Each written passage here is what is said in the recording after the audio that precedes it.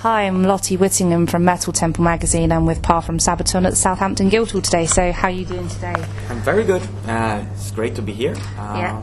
We have been here touring UK now for a little while. Yeah. And the tour has been going on for 3.5 weeks. 3.5 weeks. Total. With Because you were in Europe before, weren't you? Before coming here? Yeah. And then the 3 gigs here in the UK we've been doing so far. They've been fantastic. So, and this was a beautiful place. So. Yeah, but to say, this isn't your first time in Southampton, no, is it? It's not.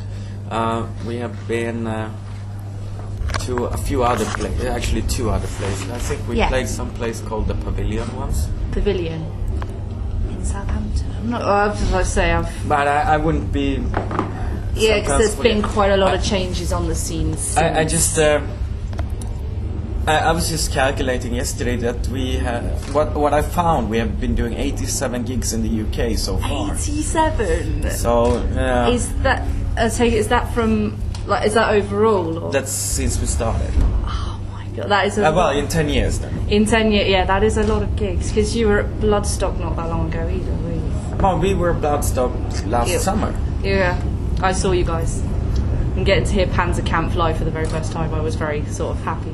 That is my favourite Sabaton song. All right. Well, no, so we've done quite a few, and I cannot remember them all. I mean, when I usually remember a lot of gig places because we are normally changing the country between the two. But yeah, I mean, 87 in this country only. I know, that's really impressive. Did you say that's like more than ones in your home country, or it's like a bit less, or leveling? No, I think we have done more in Sweden. Yeah, that'd be under which is 1/10 size of your country, so yes, we still have played a lot in Sweden. Sweden's a lovely place. Indeed. Yes, it is. I've been. So sort of like this lineup of the tour, you know, with Bloodbound and Alestorm as well. So how's the tour been going in general? Like, where have your favourite places been to play? Sure, it is absolutely great. I mean, we toured first time with Alestorm as our support in 2008. Really? And Bloodbound we had opening for us in 2009 for the first time. Ah, fair. So we know both bands for a long time, and of course. And I mean, with Alestorm we have a lot in common. The crowd likes to enjoy a good fun and exactly. party vibe and stuff. So it fits very good. And we thought about it before this tour that let's do something with a band that our crowd likes. Yeah, so. It's sort of like a whole one big heavy metal party, really, isn't it?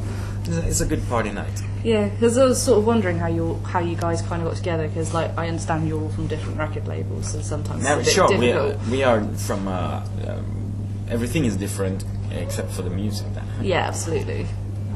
And like the stage sets, I've seen a giant rubber duck on the Alestorm stage, which I haven't seen before. I have never seen a giant rubber duck either. We have a tank. Yeah, that's very true. I've seen the tank. Quite impressive. It's incredibly impressive. I'm always blown away. But and you also understand you keep your set lists exclusive to. Have you got an exclusive set list to each venue, which I've seen before? Well, I mean, what we do is we change around a lot when we play, and because Sabaton crowd is different everywhere. Yeah.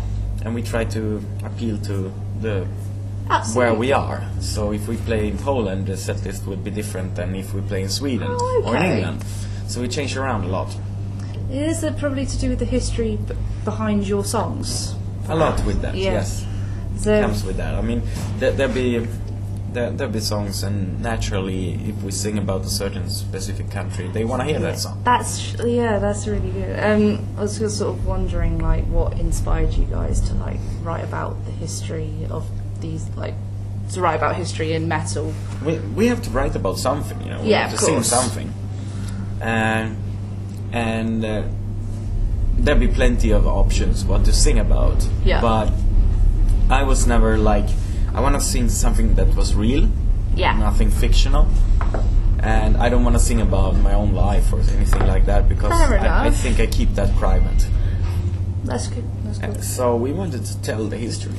That's simple as that. It's exciting. We have an interest in it, and it is really exciting. And it fits to us, I guess. And like reading some of because on your website you've got the history behind each song. The one that really stood out to me was To Hell and Back, about post-traumatic stress disorder and me having an interest in mental health and stuff like that. That was really interesting to me. I suppose would that be something in the history that people today can relate to as well, and they learn something new? Probably, yeah. I mean, people relate to history is repeating itself, kind of, over the times. It looks different, but it's the same. Yeah, it's a good way to learn. I mean, how sad it may even sound, but we don't gonna run out of topics to write about. No, because people tend to fight a lot everywhere in the world. So, how do you sort of decide on what topics in history to write about? Well, when we find some interesting story we want to tell, then we do it. We like to avoid what is currently going on, because that is not really history, it's politics. That's true, yeah. So we try to avoid that by going back in time to something that it's done. The outcome of it. Absolutely. I think that makes sense. I mean, a lot of people say, why don't you sing about what's going on in Ukraine at the moment, or Syria, or whatever. Yeah. But you have no clue what is the outcome, and the kind of information you get when you live in Western civilization is kind of not the it's sometimes it's one-sided. Yeah, definitely. And conflicts always have two sides. Yeah, absolutely. And until it's like done and over, it will be complicated to side with anything. Yeah, because I think particularly here, I'm not sure if it's the same in Sweden, like our newspapers, some of them are on one political side and some of them are every newspaper in the world is going to be biased in some way. Everyone. Yeah. Every single news reporter is going to have a personal interest in writing. Right. I understand you're releasing a live DVD soon. Correct, very soon, in a few days. We filmed 2 shows last summer. One in our hometown, where we do the festival, the Sabaton Open Air, our own festival. Yeah. And then we also filmed back in open air. Yeah. So we wanted to show the people how difficult different Sabaton can be. That one day we play in Germany and it's one set list, and the other day we play in Sweden and it's completely different. That answers my next question, actually. That makes a lot of sense. Yeah, so there are two completely different ones. So what about like when you play in the UK with their set list would be different there too? Sure, it would be different. Is it sort of like you sort of touch upon like your trend, like sort of supposed trend setting as well? Because I noticed in the live clip you've all got your camouflage trousers and your camouflage guitars, which I thought was impressive. Well, I mean, it is a kind of thing where we wanted to look like we are a band. Yeah. We wanted to look like people see, okay, they belong together, they are one. Not like 5 individuals to go on stage, but we play together. Yeah. So we belong together. It's sort of like the camouflage thing, you can see like a metal army as well. Something like that. Yeah. Just sort of round up. The passing of Lemmy from Motorhead, and there's been a petition, and that was successful to get the Jack and Coke named after him, the Lemmy. So what would you like to be named, the Park?